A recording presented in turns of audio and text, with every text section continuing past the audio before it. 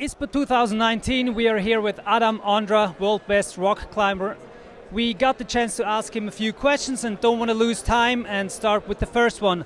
Adam, you're fully focused on preparing for the Olympic Games 2020 in Tokyo. What's going to be your strategy concerning the three disciplines, climbing, like lead climbing, bouldering and speed? So it's definitely very tough. There is speed I definitely have to get better, so I'm continuously training for it. But I think the strategy would be just to take maybe 2 months of full preparation only for the speed, because it's almost impossible to juggle everything. For example, to combine lead training and speed is almost impossible, because the lead training just makes you too tired for speed. Speed climbing is mostly about training as fresh as possible and only to give it like a couple of good tries a day, and that doesn't really cope well with the lead training. But I think if I'm thinking about my strategy, I know that some of the Japanese boulderers like Tomoa Narasaki, he's probably always going to be better in speed. I just suppose he's much more talented for that.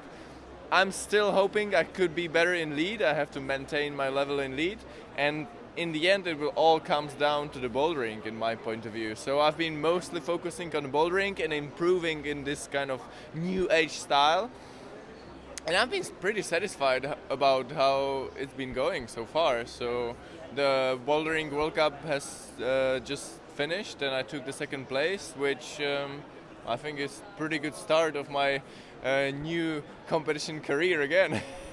Definitely. I mean, you take preparations really serious, I have the impression. I mean, you flew to Tokyo to train there, the dynamic style of bouldering. You took your physiotherapist with you. So you invest a lot of time and I guess also money to prepare for Tokyo 2020, which paid off for the bouldering. You got second, as you said, a really good result. How are you going to switch now to the league competition? What's going to be your training look like now? Well, my last 2 weeks of my lead preparation didn't go so well, so I was injured in my wrist. Now it hurt. Now it seems like it should work. But the training for a lead, it's more just about question of patience and time. You just have to make a certain volume, and that's pretty much the same from what I've been doing the last 10 years. So I don't need that much. I mostly need just a small bouldering gym and to make a lot of circuits to get pump and climb through the pump. And every day my forearms are more used to the fatigue and I'm getting better and better. Anyway, for the World Championships, which is going to take place in Tokyo this August, my strategy is definitely to be in top shape for the lead, in okay shape for bouldering, and just do somehow in speed, and hopefully this will be enough for the qualification. But in the long-term perspective, I definitely know I have to get better also in speed, or it is definitely wise to get better. Mm-hmm. We talk a lot about indoor climbing and training indoors. You're famous for being a rock climber, and now all of a sudden you have to be indoors on plastic.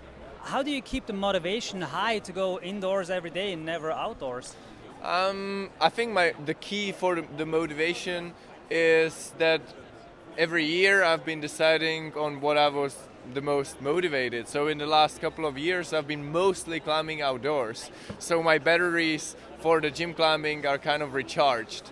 If I was competing like some of the other competitors for the last 10 years in every single World Cup, I would definitely burn out. But I've been really satisfied with the season, not only because of my result, but also because I've been really having fun in the gym. And yes, for sure, it would be nice to go outside, but like every day I go into the gym like really motivated and excited, and also to learn something new. I must say that even the new age bouldering, maybe it's not really 100% my style, but I really enjoy training it, and I really enjoy just learning these new kind of tricks and moves.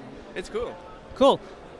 Training so much, and especially for the three disciplines, I can imagine it's a huge amount of load for the body as well. You mentioned problems in your wrist in the last video and just before when we talked. Do you think it's kind of a problem training for so many disciplines and so hard nowadays? I think it's just so much more dangerous if you really want to train for all three disciplines. And you can already see it on the competition scene. Like a lot of people are injured or they are struggling with something small. And I think the key for the good Olympic result is also staying healthy for the next year. And it's going to be tough. One last question, no, not the last one, the second last one. Let's move away from the plastic. As a Swiss-based magazine, of course, we are curious to hear from you. What's your favorite climbing and bouldering area in Switzerland and why? I think Switzerland is famous mostly for bouldering, but there are some really nice sport climbing cracks which I think are definitely very good and maybe worth of being more famous, like Gimmelwald or Gastlosen. I think these places are truly unique in terms of their climbing style and in terms of like some really good routes. For bouldering, I must say I only visited the most famous places like Magic Wood, Cresciano, Chironico. All three places are definitely world class and lots of boulders that they have to offer. Cool.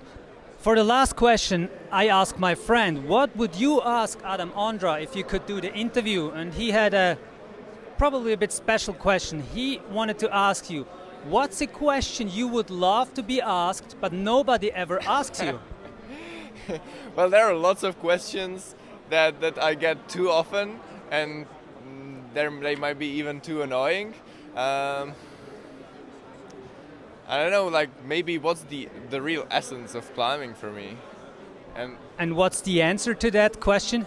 That's like the diversity of the climbing. It's when I think of climbing, it's not only the climbing itself. It's not only about just doing those hard moves on those tiny crimps, but it's like the whole experience, like just getting to the crack and staying up late in the van with your friends and just having a nice morning, and it's like just this all experience that really makes me happy as a person, and I just love being a climber, and because you are also surrounded by cool people in my point of view.